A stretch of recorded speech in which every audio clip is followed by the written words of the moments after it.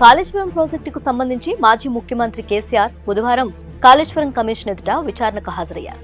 Commission chairman justice Chandra Ghose, కార్యదర్శి మురళీధర్ సమక్షంలో దాదాపు 50 నిమిషాల పాటు ఈ విచారణలో సాగింది. కాళేశ్వరం ప్రాజెక్టుకు సంబంధించి కమిషన్ అడిగిన ప్రశ్నలకు కేసీఆర్ బదులిచ్చారు. ఈ సందర్భంగా పలు డాక్యుమెంట్లను కూడా అందించారు.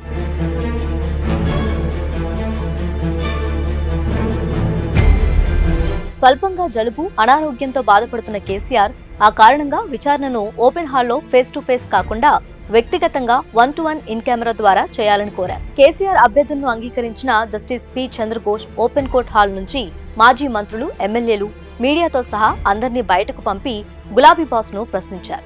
115వ సాక్షిగా విచారణకు హాజరైన కేసీఆర్ ను గత 14 నెలలుగా అధికారులు, నిర్మాణ సంస్థల ప్రతినిధులు, మాజీ మంత్రుల నుంచి సేకరించిన స్టేట్మెంట్ల ఆధారంగా కమిషన్ క్రాస్ ఎగ్జామినేషన్ చేసింది. ముఖ్యంగా కాళేశ్వరం ప్రాజెక్టు నిర్మాణం, అందుకు తీసుకున్న నిర్ణయాలపై ప్రధానంగా 18 ప్రశ్నలు అడిగింది. కాళేశ్వరం ప్రాజెక్టుకు సంబంధించిన అంశాలపై కేసీఆర్ నివేదికను కమిషన్కి ఇచ్చారు. Kaleshwaram project power point presentation నివేదికను కూడా కేసీఆర్ అందించారు.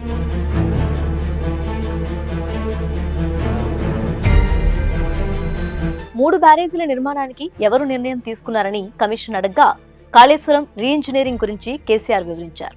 ఆనకట్టల నిర్మాణానికి కేబినెట్ ఆమోదం ఉందా అని కమిషన్ ప్రశ్నించింది. అందుకు సమాధానంగా కేబినెట్ ఆమోదంతోనే ఆనకట్టల నిర్మాణం జరిగిందని కేసీఆర్ చెప్పారు. అలాగే వ్యాప్కో సిఫార్సుల ప్రకారమే నిర్మాణం జరిగిందన్నారు. ఈ కాళేశ్వరం నిర్మాణానికి సంబంధించిన అన్ని అనుమతులు తీసుకున్నామని తెలిపారు.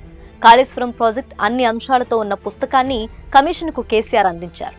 కాళేశ్వరం నిర్మాణానికి ఏ విధంగా నిధులు సేకరించారు అన్న ప్రశ్నకు నిధుల సమీకరణ కోసం కార్పొరేషన్ ఏర్పాటు చేశామని కేసీఆర్ బదులిచ్చినట్లు సమాచారం. కాళేశ్వరం వేగంగా పూర్తి చేసేందుకు కార్పొరేషన్ ఏర్పాటు చేశామన్నారు.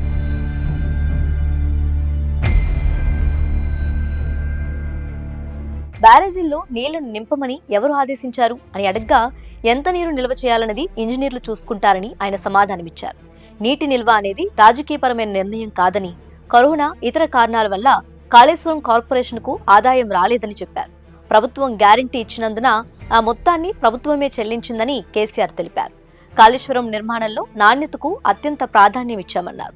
ప్రత్యేకంగా క్వాలిటీ కంట్రోల్ విభాగాన్ని ఏర్పాటు చేశామని, ఒక ఈఈ అక్కడ అందుబాటులో ఉండేలా చూశామని తెలిపారు. ఆపరేషన్ నిర్వహణ కోసం 280 కోట్లు కేటాయించామని కమిషన్కు కేసీఆర్ వివరించారు.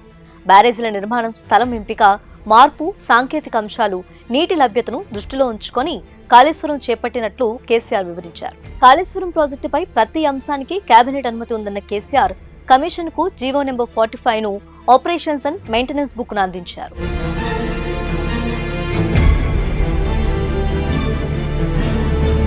ఇక విచారణ ముగిసిన అనంతరం కేసీఆర్ బీఆర్కే భవన్ నుంచి బయటకు వచ్చి అభిమానులు, కార్యకర్తలకు అభివాదం చేస్తూ తన కారులో నేరుగా యశోద హాస్పిటల్కు వెళ్లారు. అక్కడ జనగామ ఎమ్మెల్యే పల్లా రాజేశ్వర్ రెడ్డిని కేసీఆర్ పరామర్శించారు. కేసీఆర్ కాళేశ్వరం విచారణ సందర్భంగా పల్లా రాజేశ్వర్ రెడ్డి సిద్దిపేటలోని ఫామ్ హౌస్ కు వెళ్లారు. అయితే అక్కడ ప్రమాదవశాత్తు ఎమ్మెల్యే జారిపడ్డారు. ఈ క్రమంలో ఆయన తుంటి ఎముకలో గాయమైంది. వెంటనే ఆయన్ను హుటాహుటిన అంబులెన్స్ లో హైదరాబాద్లోని యశోద ఆసుపత్రికి తరలించారు.